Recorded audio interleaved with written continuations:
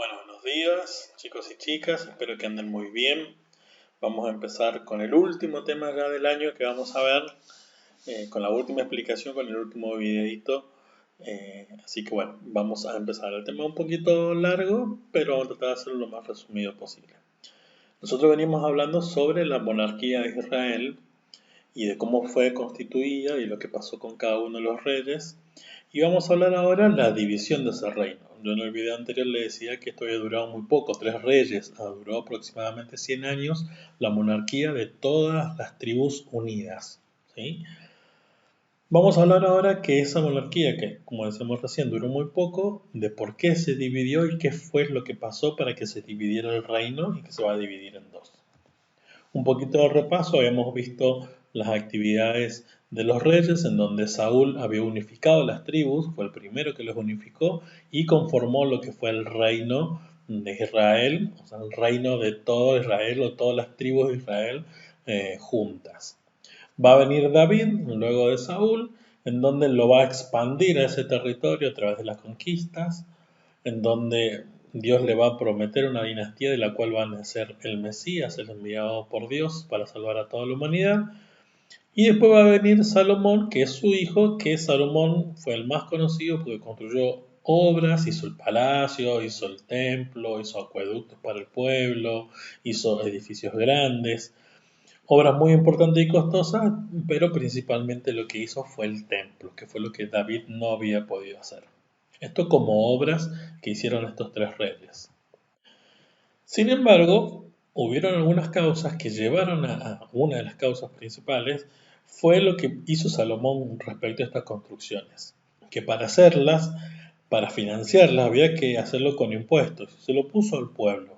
¿Qué hizo? Sacó sus tierras, sacó todo lo que producía, le cobraba un impuesto muy grande y usa a la gente, de los más chicos hasta los más grandes, para construir. Una cuestión media así, media esclavizante, porque yo te cobro a vos y también te saco tu fuerza de producción para que no produzcas, sino que produzcas para mí.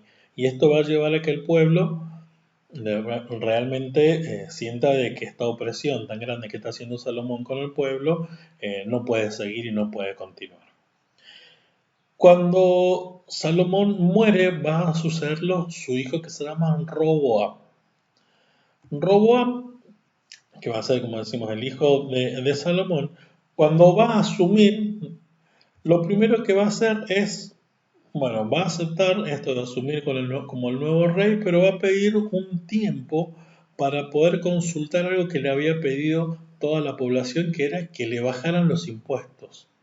Eso es lo que le pedía a la población, que bajaran los impuestos. Entonces, Roboam dijo, bueno, voy a consultar a ver qué es lo que pasa. El que viene presionando mucho es desde la parte del norte otro que se llama bastante parecido, que se llama Jeroboam. Jeroboam era más del norte de todo el Reino Unido, en donde va a ser el que le pide que por favor baje los impuestos tan pesados y que padece el pueblo. Entonces, ¿qué hace Roboam? Roboam va a ir a consultar primero a los ancianos, que eran más experimentados, que habían estado con su padre Salomón, y le va a hacer qué debería hacer. Los ancianos le dicen escuchar al pueblo, aliviar al pueblo, para que tengan menos impuestos, porque verdad los impuestos que tenían con Salomón eran muy grandes y eran muy pesados. Bien, Roboam hasta ahí, acepta ese consejo y va a ir a pedir otro consejo que son a sus amigos, a los de su generación, son los contemporáneos que tenían la misma edad que él. Los amigos, en cambio, ¿qué le van a decir? Que no. Le van a decir que si el padre le pegaba con azotes, él le pegue con cadenas, o sea, más fuerte todavía, más pesado. Esa carga tenía que ser mucho más fuerte, mucho más pesada, si realmente él quería tener autoridad. Eso es el consejo que le dan los amigos. ¿Qué va a hacer Roboam? Va a tomar el consejo de los más jóvenes, por lo tanto, va a llevar a que el pueblo, por supuesto, que se enoje, porque quienes más pagaban impuestos en ese momento eran los que vivían más al norte y no los de Jerusalén que estaban más al sur. Entonces, esto termina de hacer que Jeroboam diga, listo, nosotros con ustedes del sur no tenemos absolutamente más nada que ver, quédense con su rey, quédense con su templo, quédense con sus impuestos, nosotros nos vamos de acá, no tenemos nada que ver con ustedes, nosotros vamos a ser un reino aparte. Y se divide el reino. 10 tribus se van con Jeroboam al norte y para el sur quedan con Roboam solamente 2, nada más. Vamos a analizar un poquito la situación entonces. En el reino del norte, que está con Jeroboam, va a tomar el nombre de Israel. ¿Cuál va a ser el problema que tiene Israel? El problema es que tiene tierra, tiene súbditos, pero no tiene el templo ni sacerdotes, porque esos están en Jerusalén, están en otro lugar, están mucho más lejos. Y el reino del sur, que va a estar con Roboam, va a tomar el nombre de Judá.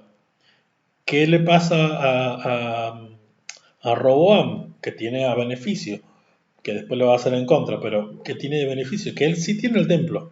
El templo está en Jerusalén, está en Judá, en el reino de Judá, que está al sur. Ahí está el templo y están los sacerdotes. Profesaban la misma fe. Entonces, ¿sí? Esto va a tener como un problema y que va en realidad después, la solución que le va a dar Jeroboam va a ser que definitivamente se divida el reino. Va a decir, si este pueblo, su pueblo que está en el reino del norte, sigue yendo a Jerusalén que está más al sur, para ofrecer sus sacrificios en la casa de Yahvé, o sea, en el templo, dice, se van a reconciliar con Roboam, que es el rey de Judá. Entonces, ellos se van a sublevar, o va a hacer que el pueblo se ponga contra mí, y el reino va a volver a Roboam, perdón. Entonces piensa eso y dicen, la gente no puede, tiene que haber una alternativa para que la gente no vaya para el sur, para que no se vuelva, para que corte todos los vínculos directamente. Entonces, ¿qué va a hacer Jeroboam? Va a hacer su propia religión, por así decirlo. Va a tener sus propios dioses, va a tener sus propios sacerdotes, su propia fiesta y su propio santuario. Esto es lo que primero va a hacer. Va a construir 2 santuarios, el de Dan y de Betel, para que la gente no tenga que ir hasta Jerusalén. Ellos tenían la obligación, por lo menos una vez al año, sobre todo para la Pascua, que recordaba la liberación de la esclavitud de Egipto, tenían que ir a Jerusalén a ofrecer sacrificio. Entonces dicen, no, hagámoslo acá más cerca, que no se tengan que ir hasta allá, es mucho más barato, mucho más sencillo, y de paso no vuelven para Jerusalén y no volvemos a pertenecer a Roboam. Entonces cuando hace el templo, hace los 2 templos, el de Dan y de Betel, va a formar su propia religión y el pueblo ya no va a ir más a Jerusalén. Entonces eso sí, termina de definir de que hay 2 reinos y como decíamos, Israel al norte y Judá hacia el sur. Y acá empieza que va a tener, es el origen, por así decirlo, de la decadencia del norte. Porque ¿qué pasa?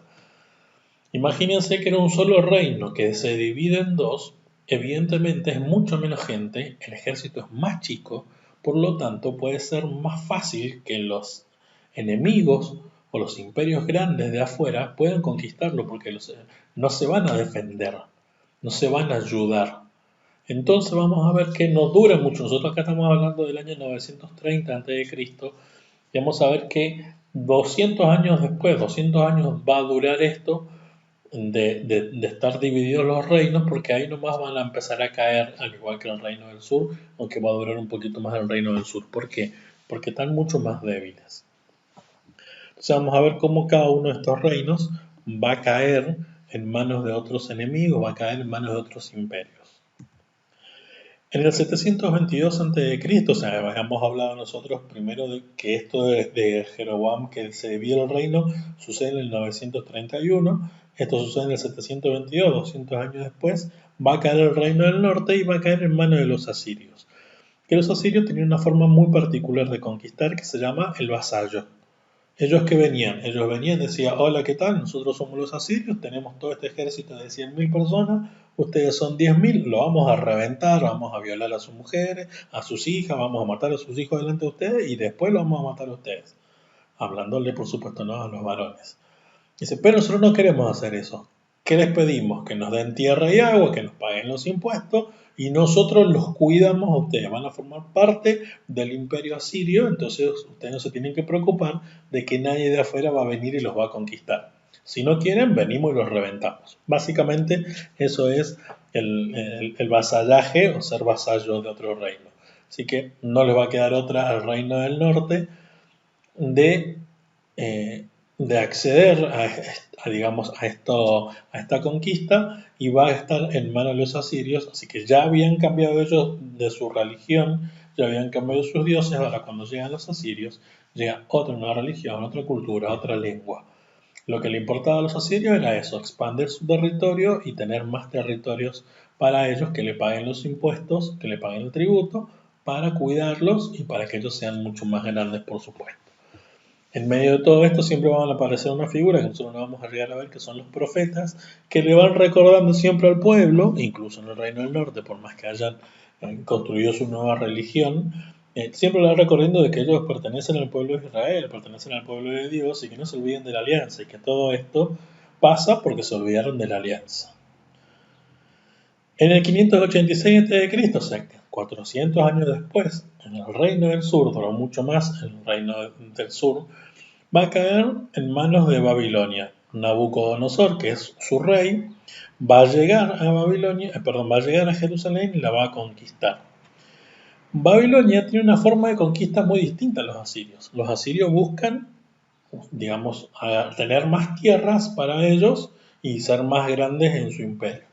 Babilonia tiene una cosa totalmente distinta, que Babilonia lo que le importa es hacer desaparecer a los pueblos, tratando de derramar la menor cantidad de sangre posible. Entonces, ¿qué hacen? Eliminan la cultura. Por eso cuando los conquistan en el Reino del Sur, en el 586 a.C., lo primero que hace Nabucodonosor es desterrar, sobre todo a los líderes, a las personas más importantes, desterrarlos a Babilonia y después el resto del pueblo. ¿Qué significa esto? Que los manda a vivir a otro lugar, con otra cultura, con otra comida, otro clima, otros dioses, otra moneda, otra forma de relacionarse, porque lo que busca Babilonia es que, al mezclarse con los suyos, vayan eliminando todo. Entonces, ¿qué hicieron? Vinieron, los sacaron de Jerusalén, los mandaron a Babilonia y arréglenselas acá. No lo vamos a matar, pero arréglenselas acá. Tiene que aprender a hablar esta lengua, tiene que aprender a rezar estos dioses, comer esta comida, vivir en este clima, trabajar en este suelo. La idea, ¿cuál era? De que se fueran relacionando con los babilónicos,